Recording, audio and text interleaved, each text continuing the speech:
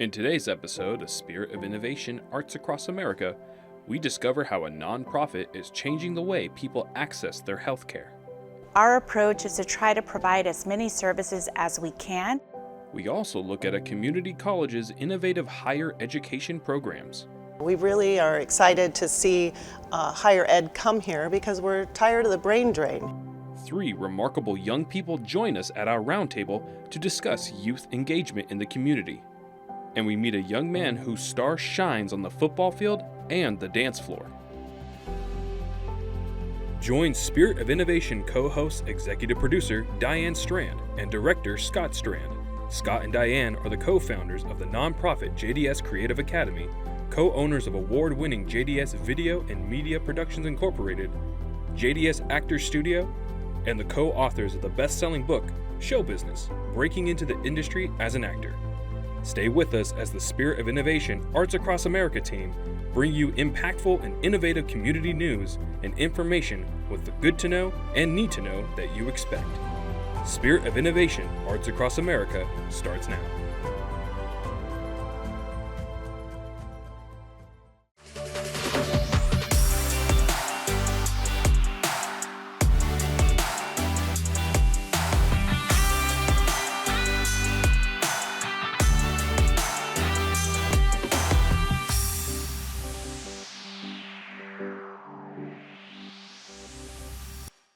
Welcome to Spirit of Innovation Arts Across America. Well, it's been a hot minute since we've dropped a new show, and we have a lot to share. This being our first show of the new year, we've packed a lot into this episode. Not 1, but 2 impact stories. So let's get started. One of the biggest issues for Riverside County residents is accessing affordable, convenient health care. This impact story shares how a nonprofit is making a difference in Southwest Riverside County. Check it out. Riverside County is the state's 4th largest and fastest growing county. While that growth has been a boon in many sectors, it's also made it difficult for residents to access affordable health services. The nonprofit Neighborhood Healthcare, established 56 years ago in Escondido, California, aims to solve that challenge. The organization's mission is simple, is one, to provide quality healthcare services to all, regardless of situation and circumstance. Neighborhood health care was introduced to Riverside County back in the 1990s when a healthcare provider reached out to us and expressing a need for support to the Temecula area, accessible and affordable healthcare services. And Temecula really became the hub for us. We now operate 14 health centers throughout Riverside County, stemming from Temecula all the way to the city of Riverside proper. Neighborhood healthcare provides a wide variety of medical, dental, and behavioral health services. Other programs and resources range from assistance with obtaining insurance coverage, to planning a family, to providing transportation. Our approach is to try to provide as many services as we can for our patients. We believe this provides a holistic approach to our patients and has proven to improve their outcomes by providing additional services outside of those that are routine. We also have dental mobile services where we are able to provide services outside of our facilities, such as schools. We keep it affordable by being able to adhere to sliding fee scale models. We also believe in providing education, whether that be with a nurse, with a health educator, with a dietitian, and really being able to be creative in the way that we provide services. Recently, Neighborhood Healthcare celebrated the grand openings of 4 new facilities in the Riverside County cities of Temecula, Menifee, Murrieta, and Beaumont. Our recent expansion in Riverside County is to address transportation, making sure that healthcare is accessible in communities in which residents reside in. We are supporting equitable healthcare, and so we are able to address challenges that we face, such as shortages of providers or lack of access, by providing additional sites, additional services, and expanding our reach for our community. While neighborhood healthcare is doing its part, it's clear that low-cost community health centers are needed now more than ever. Community-based healthcare is the foundation where it really brings in clinical or medical professionals together with community-based organizations or social services organizations to look at providing a comprehensive approach to addressing the social and healthcare issues that our communities are facing. This is not just a medical issue, but more of a holistic one. Community health centers are pivotal. I think our mission is to eliminate barriers to healthcare and look forward to continuing to expand our reach and being intentional about the services that we provide. Neighborhood Healthcare's new 20,000 square foot facility in Murrieta offers tailored healthcare to seniors. Our website has links to more information. Higher education opportunities have been a challenge for some students in Riverside County, where they see their only options are outside of the area, but want or need to stay closer to home. Now, the Southwest Riverside County Higher Education Coalition has partnered with Jacinto College and Cal State San Marcos to create solutions that will help put students on a faster track to success. Have a look. With UC Riverside and Cal State San Marcos being the only four-year universities nearby, it's left many students with few options. We dive deep with our invited guests, the superintendent and president of Jacinto College, Dr. Roger Schultz, and Murrieta City Council member, Dr. Lisa DeForest, the chair of the Southwest Riverside County Coalition for Higher Education. Can you tell me a little bit about the bachelor degree program that MSJC is looking to bring in? Well, we are in the development stage. We still are working with our faculty, but looking at industry needs, a clinical lab technician bachelor's degree seems like the most viable for us. As society and industry requires a lot more critical thinking, technical skills, a bachelor's degree is necessary for so many fields and to attract the industries into our area. And I love that the cities are pulling together with this, that you have the support not only from higher education and bringing everybody together, but tell me a little bit about how city government plays a role into this. Well, about a year ago, we started the Southwest Riverside Higher Education Coalition. And that coalition is a grassroots effort to bring a four-year university here to our area. It's consisted of about 9 cities, 5 or 6 hospital districts, as well as school districts, as well as utility companies and water agencies. So we really are excited to see higher ed come here because we're tired of the brain drain in this region. The brain drain in Southwest Riverside County is awful. The average bachelor's degree is a national average, according to Forbes, is 54.4, and our region is 21.3. So you can really tell we are definitely in need of a 4-year degree in this area. Riverside County school districts have done their part in preparing students for college. 70% are college ready, but only 50% end up going. One reason is the distance to the closest 4-year university, Cal State San Marcos. Southwest Riverside County Coalition wants to expand the Cal State San Marcos University to the MSJC Temecula Facility campus. We need $18 million to build out the floor at San Marcos for this Cal State San Marcos to come in. We're very excited. Supervisor Washington has given the largest pledge, and that was of ARPA dollars of $5.5 million. And he realizes that this is important for the regions. How does programs like this really help with the underserved population so they can take advantage of this? Well, for us, we know that our students don't tend to attend a campus more than 15-20 minutes away from their home. So providing higher education where the students are, and this is in a growing population center, that will allow for these students that come from homes that traditionally do not have, as Dr. DeForest has said, there's a low bachelor's degree attainment in the area, and this will give them the sense that, hey, higher education, not just community college, a 4-year degree is really attainable here, and it opens up all those pathways that we just talked about. Well, I think that's great. It looks like you guys are opening doors to those that need it, and even to our businesses, so we can have the talent that we need here, so we can move forward with our community.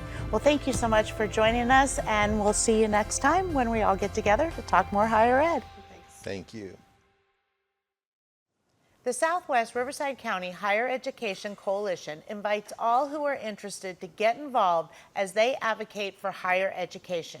Go to our Spirit of Innovation website to get involved. Now for the need to know. Every year, numerous new California laws are put on the books. While some don't affect us on a day-to-day basis, others are very consequential. Couples who are trying to conceive will be happy to know that starting July 1st, health insurance plans are required to cover the diagnostic and the treatment of infertility. Several new laws address the use of artificial intelligence in the media. One states that images, likenesses, and voices of deceased actors cannot be reproduced by AI without the consent of their estate. Another law allows performers to back out of their current contracts if they believe the wording doesn't require this consent in the future. Cannabis dispensaries are about to get a major makeover. Starting this year, they can sell food and beverages, allowing customers to consume cannabis while enjoying a meal or watching a show. Moving on to online entertainment. Parents who earn money by posting videos of their children now have to put a percentage of their earnings in a trust account. Children can sue parents who don't follow this law.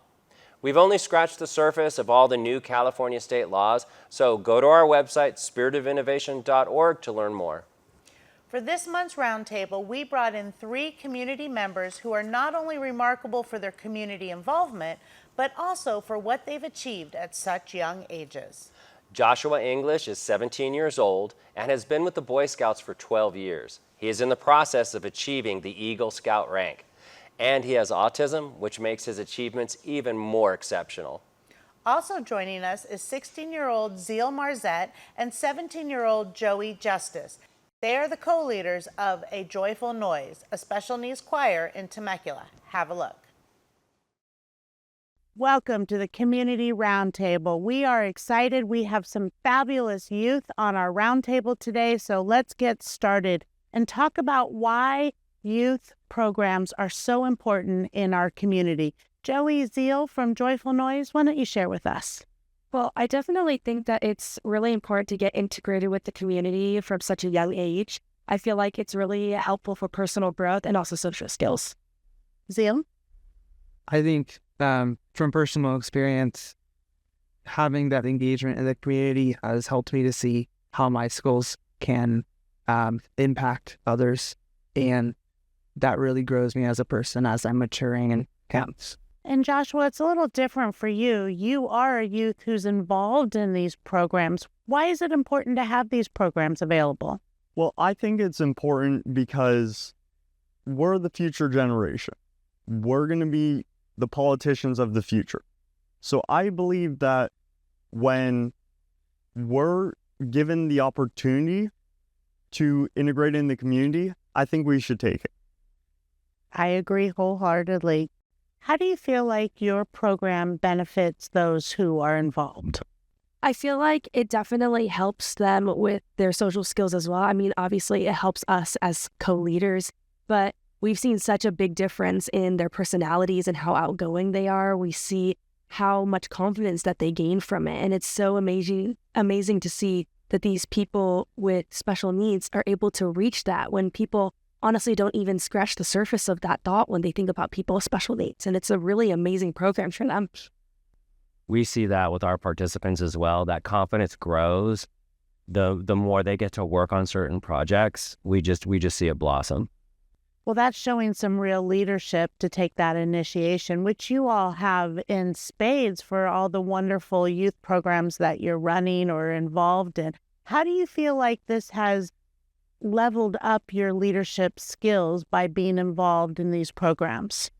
Our goal is to not just have a joyful noise sing beautifully, but to sing with joy. And that's our whole purpose. And it really helped me find my voice as a leader, because I'm naturally on the quiet side. And so, yeah, I would say this has helped me find my voice and be that confident leader. So. Okay. Well, and I think that as a teenager, you can feel really small in the world at times. And especially you're looking at social media and you're looking at other people's lives and you're not seeing the bigger picture of what everyone else is going through. So sometimes it's a little bit harder and you feel more negative. But I feel like with this program, it's really just giving me such a light in my life. I look forward to it every week. I love going and watching them grow and see what fulfills them. And it's fulfilling to me. And I just love how much joy that they have, and they really show that with what we've been doing with them. I feel like it brings me joy, and it lets me feel like when I'm helping someone, it just gives me the sense of accomplishment that they're looking up to me and that they're seeking help from me. And just being a leader through scouting has shown me that no matter who you are, people will look up to you. That's awesome. Well, I want to thank you all for being here. You guys are some fantastic youth. You have bright futures ahead of you, and I can't wait to see what happens. And for that, we'll see you next time on the Community Roundtable. That was such a great discussion. Thank you to Joshua, Joanne, Zeal for joining us. What you saw were the edited highlights. You can catch the full conversation on our Spirit of Innovation website. Now we shine a spotlight on another sensational young person. From the Dancing with the Stars junior dance floor to the gridiron, Murrieta Mesa senior Artion Celestine has accomplished a lot in his 17 years of life, and he's just getting started. See how he dominates the football field and find out what's to come in this senior's near future. Artion Celestine toe taps his way into the end zone as the leading rusher for the Murrieta Mesa football team. Celestine is no stranger to performing in front of an audience. He also puts his fast footwork on display as a professional dancer. I started when I was 4, and I first started just in hip-hop, but then we started to do all the other styles like jazz, tap, and lyrical and all that, so did that for a while competitively. Since making his TV debut in 2016, Celestine has appeared on numerous shows, including Lip Sync Battle Shorties, America's Got Talent, The Ellen Show, and competed as a junior pro on Dancing with the Stars Junior in 2018 with his celebrity partner, Ariana Greenblatt. We didn't know who we had until the day of, like when it was actually a surprise, and I was like, please, like let me have Ariana, let me have Ariana. And it ended up being that. I always used to watch her growing up on TV, so it was a really special moment. In addition to dancing, sports have also been a part of Artion's life for most of his childhood. He started with gymnastics and track. My dad played football most of his life, so then I just kind of went to that football journey mainly in high school. I started my freshman year, and then I've done it ever since. His balance, speed, and footwork have made him a dominant threat. I think that really came from dance, that's really crossed over really well. And that low center of gravity, be able to spin and shake off tackles, has added for a lot of extra gains and a lot of long touchdowns this year. He's explosive, he's very shifty, whether it's left to right, he can go lateral and vertical, so his dancing probably aids to that a little bit.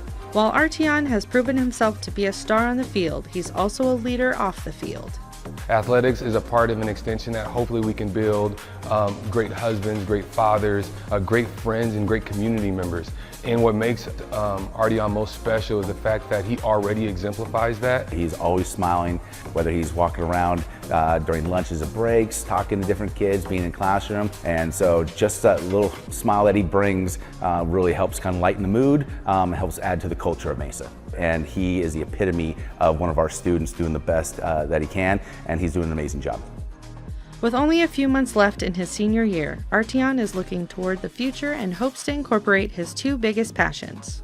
I'm considering playing football still, trying to figure out where I'm going to end up, but my plan is to play football and still have the acting career on the side, so just going to try and find the balance of the two. What a fun shoot that was. Artion is an incredible young man, and we're excited to see what the future holds for him. That was a good shoot. Now it's time for the good to know. The people who created the National Month acknowledgements know that our local libraries have a lot to offer and have designated February as National Library Lovers Month. SOI team member Aaron Porras takes us around the neighborhood to learn more. Welcome to Neighborhood Corner. I'm Aaron Porras. Today we're looking at how libraries can help you enjoy reading this month or anytime. The Riverside County Library System has different ways for people to access books that they can read both physically and electronically. On their website, you can also find and reserve books and/or audio through their catalog for your favorite genres. When a book is unavailable in the library system, the program called Zip Book Services will help you get the one that you want for free. You can also pick some up at your nearby Little Free Library. There are little boxes filled with books in front of a volunteer's house where anyone can pick up a book for free. You can also donate books here too. If you are unsure where you can find one of these little libraries, you can check out the Little Free Library World Map on their website. Chances are there's one near you. I got the idea about becoming a steward for the Little Free Library when I first heard about the organization. I think I read an article about it, And it sounded so fun to me, and it was just something that I really wanted to do. The idea of creating a free little library was something that I had thought about for a long time. I've seen them around, and knowing that as a child, reading was like my escape from everything. The way that it's set up online where you can register and get your information, the step-by-step procedure is pretty easy to follow. And the fact that we can share the love of reading with our community is just an extra benefit and a plus for me. I want to add that this was a project we did together.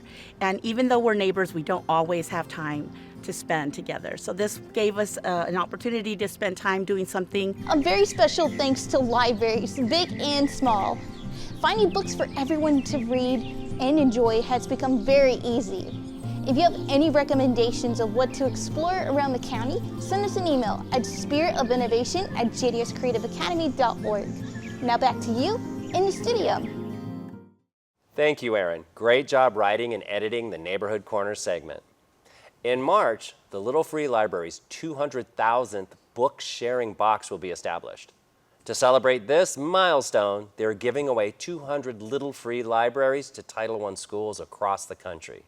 In addition, Penguin Random House is donating 200 books for each of these libraries. That's a total of 40,000 books in all. Wow, that's really great. February has also been designated National Self-Check Month and National Cancer Prevention Month. These great reminders are to schedule your annual well visits with your doctor. Being healthy is also an important practice of self-care, and you don't need expensive trips to the spa to do that. Our SOIT members have more. There are unique outside-the-box self-care tips that really work. According to the organization Trauma Informed California, lifting weights helps if you're feeling cold, insecure, and indecisive. It's worth a try. If you suffer from dry skin, one thing you could do is drink water. Staying hydrated not only keeps you healthy, it helps moisturize your skin too. We see nature every day, but one interesting thing about nature is that it can actually help you get rid of negative thoughts. So next time you're outside taking a walk, take a moment to look at some flowers. Having a sugary drink every once in a while is okay, but if you've been drinking too much, you can grab a cup of sparkling water and add some ice, lemon, or apple cider to it. It's a great substitute to reduce sugar intake.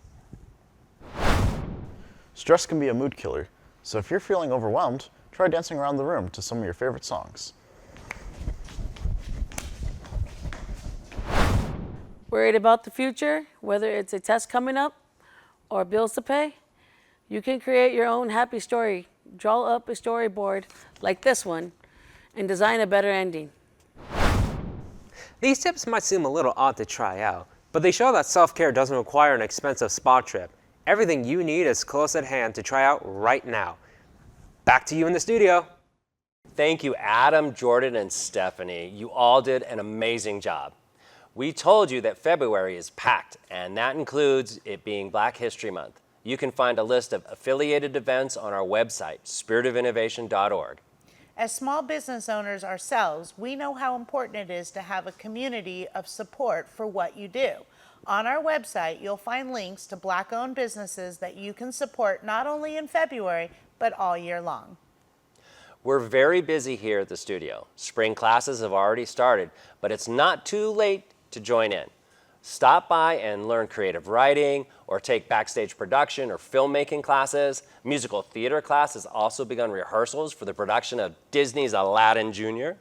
In addition to all that, DigiFest is right around the corner, taking place here at JDS Studio on April 25th, 26th, and 27th. Here's more. Calling all creatives. DigiFest 2025 is coming up quickly. Don't miss your opportunity to submit your multimedia work and have it recognized by over 20 plus notable judges. Categories include short film and video, animation, photography, graphic design, game design, and more. Late submissions deadline closes on March 9th. The top submissions in video, film, and animation will be shown during the special Saturday night screening. All accepted entries will be exhibited, plus you'll have a chance to win a Digi Award, Honorable Mention, or a People's Choice Award. Visit digifesttemecula.org to enter your creative digital content before the deadline. You can also sign up for early ticket purchase discounts. Ticket options include student, general, or VIP. Network with fellow creatives, attend workshops, and experience engaging presentations from the entertainment industry professionals. Tickets go on sale March 1st, and we promise this immersive interactive experience is something you won't want to miss. Save the date, April 25th, 26th, and 27th. DigiFest 2025, pushing the boundaries of digital creation.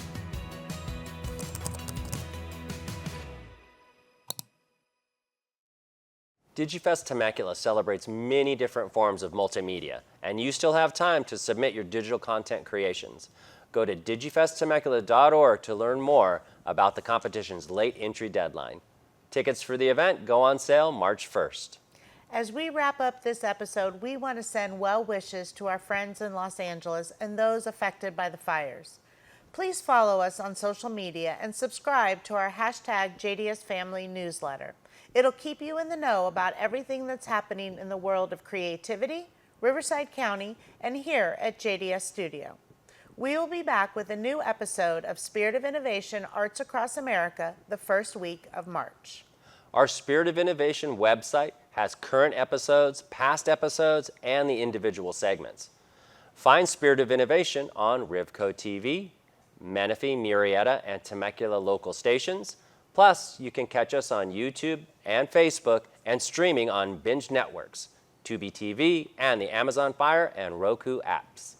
Catch our job training program participants on YouTube with their show, SOI Stories. And keep an eye out, they're bringing back SOI Update, highlighting local news and events. You can also listen to them on your favorite podcasting platform, co-hosting the podcast SOI Talk with Scott Strand. They're also on the radio station 1025 The Vine, 7 days a week with the JDS Creative Academy Community Spotlight. Well, that's it for our February show. Have a great month and happy Valentine's. Until next time, SOI out.